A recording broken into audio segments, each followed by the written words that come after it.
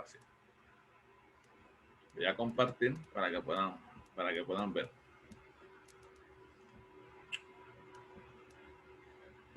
Más grande la página. Historia de la astronomía moderna. Habíamos hablado anteriormente de la historia de la astronomía, pero hay historia de la astronomía antigua.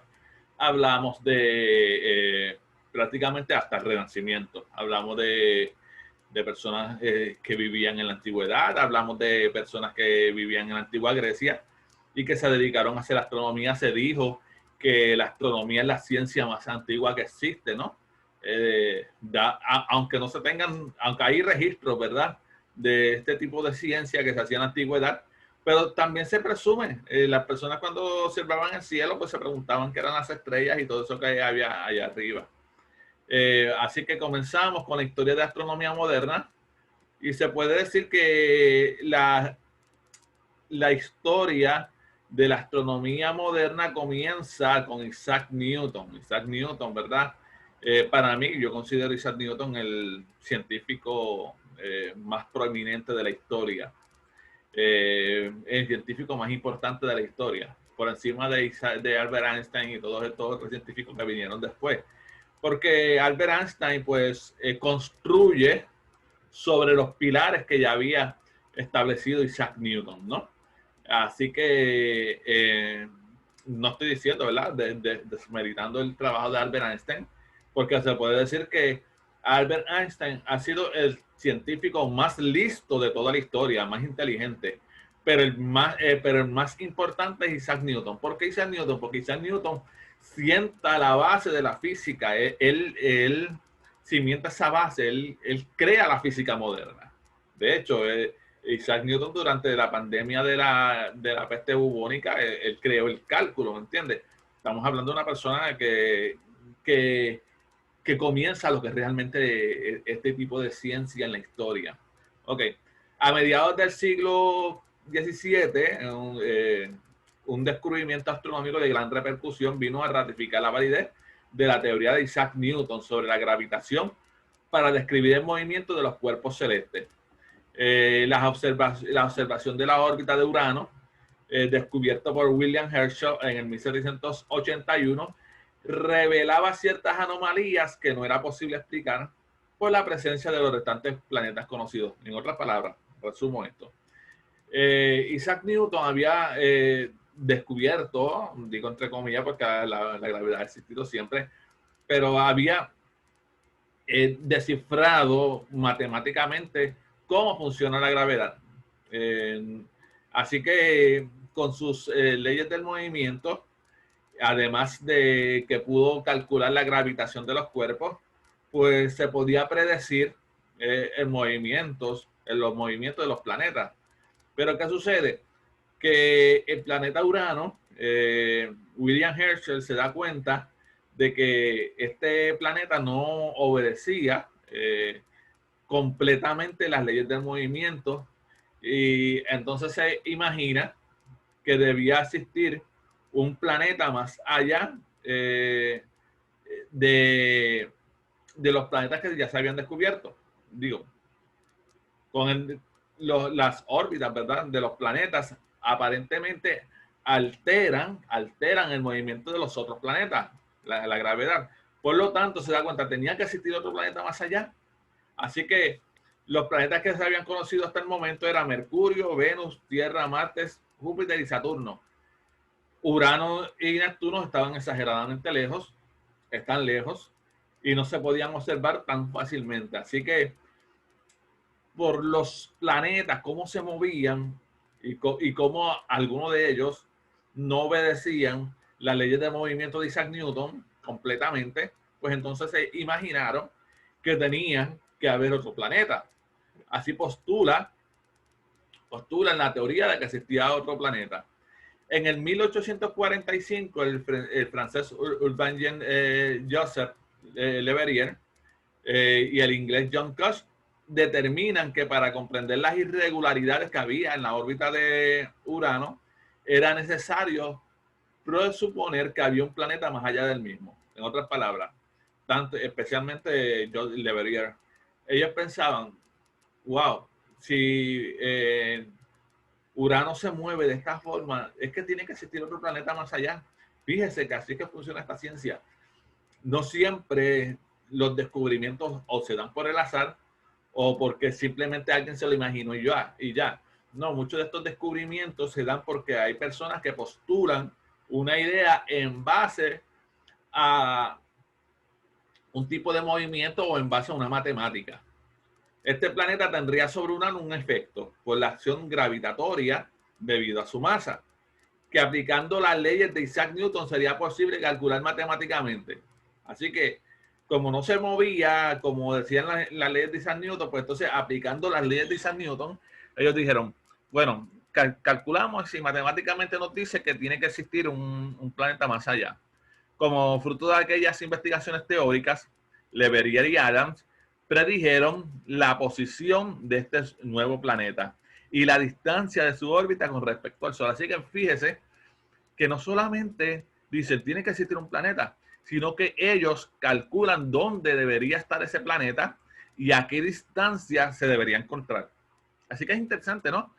Cómo con matemáticas podemos descubrir algo, cómo con matemáticas podemos predecir incluso la existencia de un planeta, su órbita y su distancia.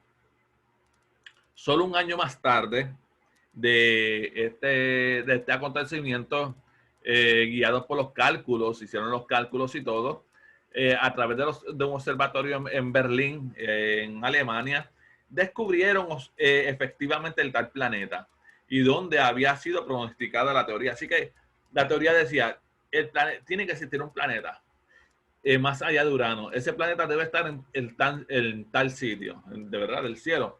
Así que buscando con el telescopio, encontraron el planeta que faltaba, bautizado con el nombre de Neptuno, dios romano de los mares. Su descubrimiento supuso una feliz constatación, ¿verdad?, del genio científico de Isaac Newton, para que vea. Esto, pues, da por entendido, esto certifica que las leyes del movimiento de Isaac Newton eran reales y dejaban en clara evidencia el genio científico que era Isaac Newton, cómo aplicando sus leyes matemáticas pudieron descubrir un planeta. Y no solamente lo pudieron descubrir, sino que pudieron descifrar dónde se encontraba ese planeta, simplemente aplicando cálculos matemáticos que ya había previamente inventado el genio Isaac Newton. Y aquí tenemos el planeta. El planeta Neptuno, color azul intenso, con unos discos alrededor de él, eran unos anillos, esos anillos desde la Tierra no se pueden observar. Hace falta una nave espacial, ¿verdad?, que los visite y los pueda ver, como la Voyager, que en su paso por Neptuno descubrió que tenía estos anillos. Así que se descubre el planeta Neptuno. Además, había lo que se conoce para la época la revolución copernicana. Antes de esa época se creía que el universo era geocéntrico.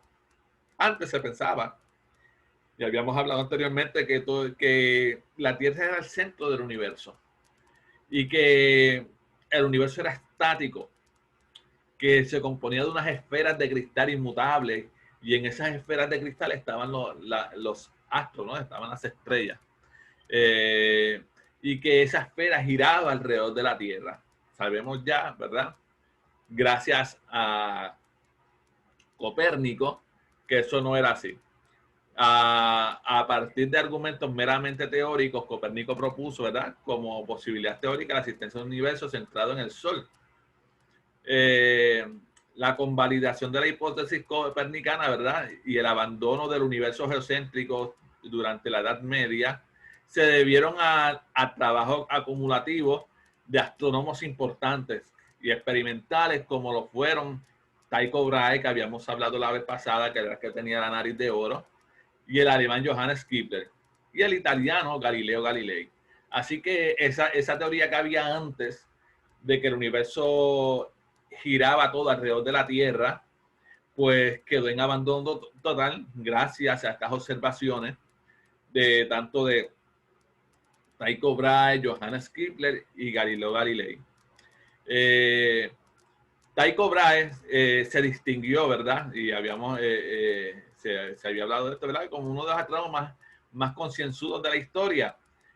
Aunque tenía una vida de excesos, había hecho exageradamente muchísimas observaciones que ayudaron a la comprensión del universo.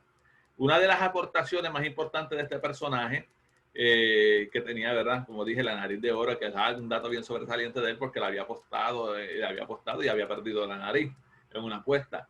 Era una apuesta matemática. Así que no haga apuestas así con sus compañeros.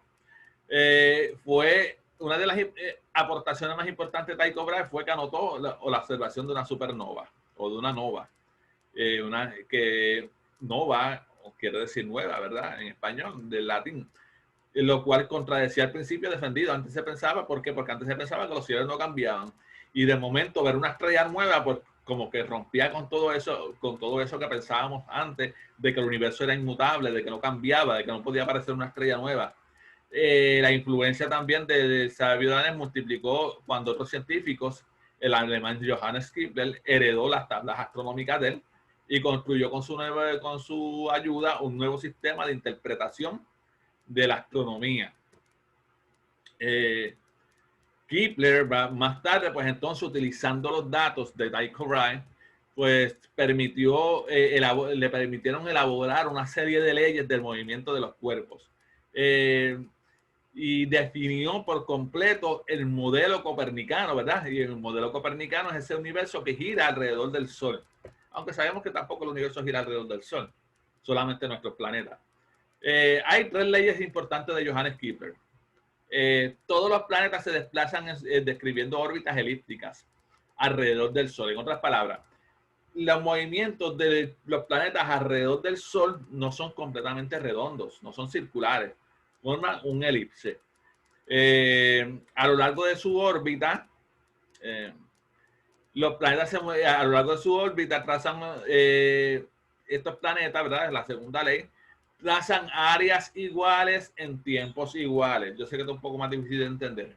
En otras palabras, el tiempo que recorre un planeta, el área que recorre, siempre va a ser la misma en un tiempo que va a ser igual. No importa que el planeta esté más cerca del Sol, que va a ir más rápido, siempre va a trazar un área igual a su tiempo. Esto pues hablaremos en otro momento más claramente. Y por último, la última ley de Kepler es en su trayectoria, el cuadrado del periodo orbital o tiempo que invierte el planeta en dar una vuelta completando el Sol es directamente proporcional al cubo de la distancia a medida que separa el planeta de la estrella. Esto sí que es una ecuación que no la vamos a tocar ahora. Solamente quería mencionársela. Vamos a ver ahora cuando se mueve esto. Aquí está Johannes Kepler. Vemos ahí como sus tres leyes de movimiento representadas en esta gráfica que estamos observando. Además, Galileo Galilei, más tarde, ¿verdad?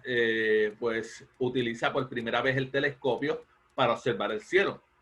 Sabemos que Galileo no descubrió el telescopio.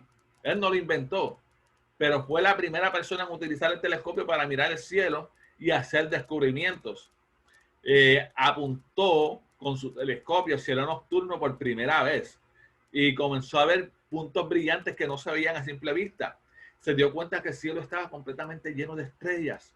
Además, descubrió 4 lunas en el planeta Júpiter, dando a entender que no todos los objetos giraban alrededor de la Tierra como se pensaba antes, sino que había planetas que tenían objetos que giraban alrededor de ellos. Además, un descubrimiento más de Galileo sirvió para impulsar definitivamente el heliocentrismo, o sea, que los objetos orbitaban alrededor del Sol. Observó que el planeta Venus tenía fases también semejantes a las fases de la Luna.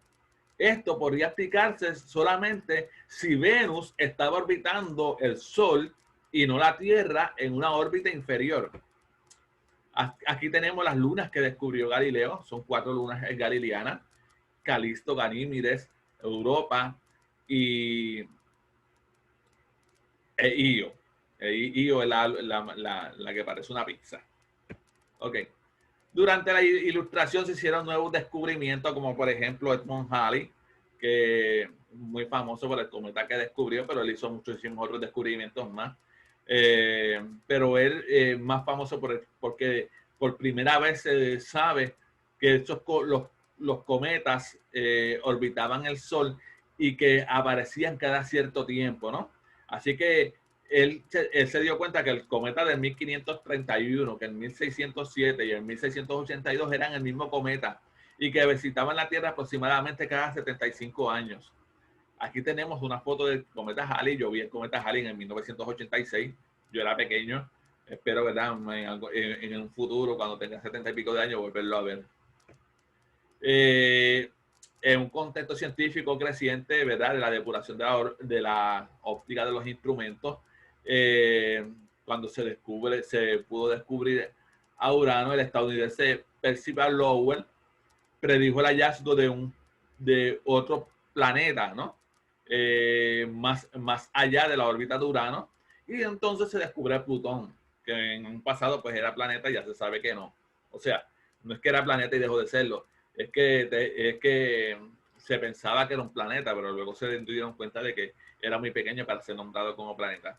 Ya en el siglo XX la ciencia de la astronomía comienza a avanzar grandemente. Se observan las nebulosas, y estas nebulosas se pensaban que eran parte de la Vía Láctea y todo esto, ¿no? Con el efecto Doppler, que es un efecto, ¿verdad?, que es de la luz. Se descubre que estas nebulosas, que eran galaxias, no estaban dentro de nuestra galaxia, sino que eran parte de un universo mucho más grande, ¿no? Así que se dan cuenta, ¿verdad? Edwin Hubble, que es este científico, este astrónomo, no solamente descubre que el universo se está expandiendo, sino que se da cuenta que el universo, que esta expansión cada día era más rápido, cada vez el universo se expande más. Y aquí vemos una fotografía de ese universo enorme que Edwin Hubble describe y descubre que se está expandiendo, y estas galaxias que no eran parte de nuestra galaxia, sino que eran galaxias que estaban mucho más allá, y el universo de ser un universo pequeño del tamaño de nuestra galaxia, ahora entendemos que el universo es enorme, que en el universo hay más de 500.000 millones de galaxias, ¿no? Dame un segundito. Así que me salió la diapositiva, pero no importa, continuamos. Así que detalles importantes. Por ejemplo, que se descubre el planeta Urano, Neptuno, corrijo, se descubre el planeta Neptuno gracias a observaciones que se hicieron utilizando las leyes ya predichas por Isaac Newton. Isaac Newton crea una matemática nueva, y con esa matemática se puede descubrir un objeto nuevo en el cielo. Y eso pues rompe con todo aquello que se pensaba anteriormente, de que sí, existían matemáticas, existía la ciencia, pero entonces comenzamos a entender una nueva matemática que era práctica, una matemática que funcionaba incluso para hacer descubrimientos nuevos. También importante saber sobre la contribución de Tycho Brahe. Tycho Brahe es un gran observador. Observó incluso una supernova. Y esto era importante saberlo, porque antes se pensaba que el cielo no cambiaba, que no podían aparecer estrellas nuevas, que el cielo era inmutable. Y ahora, con este descubrimiento de Tycho Brahe, se daban cuenta de que no era así. Voy a esperar, pues ya lo que quedan son 3 minutos de la clase en el reloj. Ok. Luego, pues tenemos también las aportaciones de Johannes Kepler, y especialmente las leyes del movimiento planetario según Johannes Kepler, que son 3 leyes. También tenemos la gran aportación, ¿verdad?, del descubrimiento de Plutón, gracias a las mismas leyes que ya había descrito nuestro amigo Isaac Newton. Más tarde, pues, antes se pensaba que el universo era, todo era la Vía Láctea. Más allá de la Vía Láctea no había nada. Y esos puntos difusos que estaban en el cielo no se pensaban que eran galaxias que estaban aparte de la nuestra. Y Edwin Hubble descubrió, gracias, ¿verdad?, a sus observaciones de que el universo era mucho más grande y que estas nebulosas que se pensaban que eran parte de la Vía Láctea no eran así, sino que eran galaxias aparte de la nuestra, y el universo se hizo mucho más grande todavía. Así que ya lo que quedan son 2 minutitos. Le voy a pasar entonces, según el reloj de la computadora, que le va a pasar a Missy, para que entonces si ya tiene algún anuncio o si no, pues que nos despida. Adelante, Missy.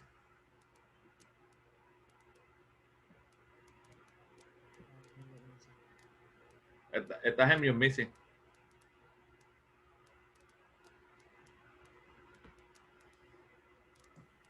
Que yo le había dicho a usted que yo estaba observando quién está y quién no está. Ok. ¿Usted sabe quién está y quién no está? Pues yo tengo que hablar en la semana con esos estudiantes, porque tengo aquí por tiempo. Anoté por tiempo cuando usted se fue, cuando vino, la cámara apagada o puesta, pero usted no estaba por todo eso. Y hoy, como yo le dije a usted, hoy es y lo estoy diciendo frente a Mister, para tenerlo de testigo, hoy no le voy a quitar punto. Y yo puedo entender que usted vaya 1 minuto o 2 minutos al baño. Pero 5 minutos, 7 minutos, la cámara apagada, muchos minutos. Así que vamos a esperar que el otro viernes yo no tenga que hacer este anuncio, ¿verdad? Y eso es en la de Mister, que Mister pues me tiene a mí y es la mía. A mí, ¿quién me dice cuando yo pongo el PowerPoint? Nadie. Pero ya yo voy viendo unas cositas. Así que le insto. Séptimo, que ustedes son jóvenes, buenos, educados, responsables, a que se quede ahí. Si tiene que ir al baño, va y viene. Pero no es que usted se quedó por allá, ¿ok? Pues Mister, eso es todito porque ya es hora. Ok. Buen día a todos. Gracias, Mister. La clase espectacular. Adiós, Mister. Bye. Adiós, Mister. Nos vemos. Bye. Bye. Adiós. Adiós. Bye.